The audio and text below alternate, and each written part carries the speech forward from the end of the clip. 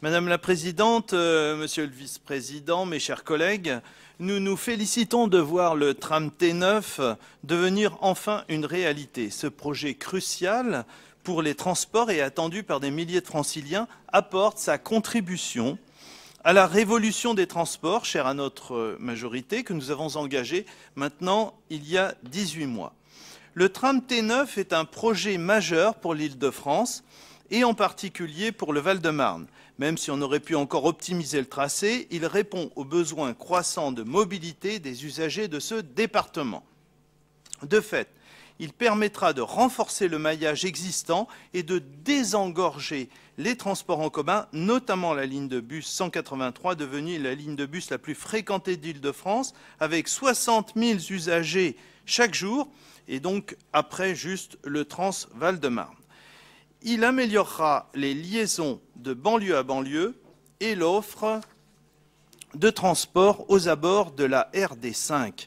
Il favorisera une mobilité durable en accompagnant le développement de nombreux quartiers et en renforçant l'attractivité d'un territoire en pleine transformation qui en a bien besoin.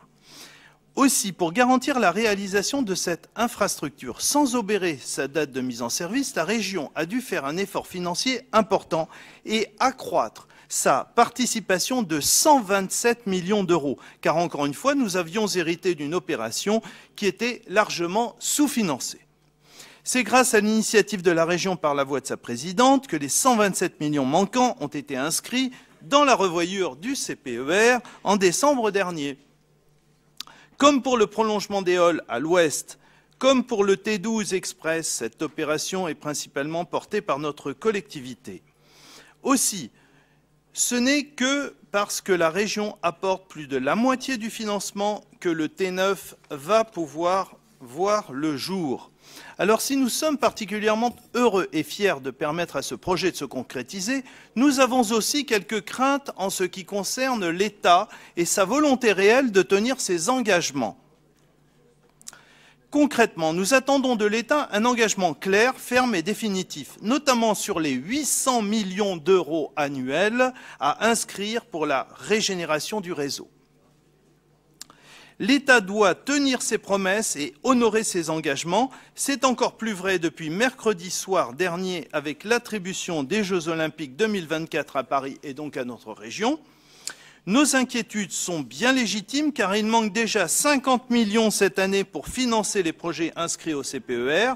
La région ne pourra pas indéfiniment se substituer à l'État pour pallier ces manquements.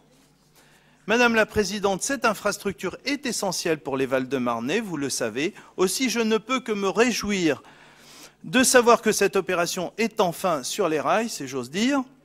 Fort de ce constat, et parce qu'il participe à la révolution des transports que nous allons poursuivre, le groupe LR et indépendant marque sa satisfaction d'avoir l'occasion de voter cette importante délibération. Je vous remercie.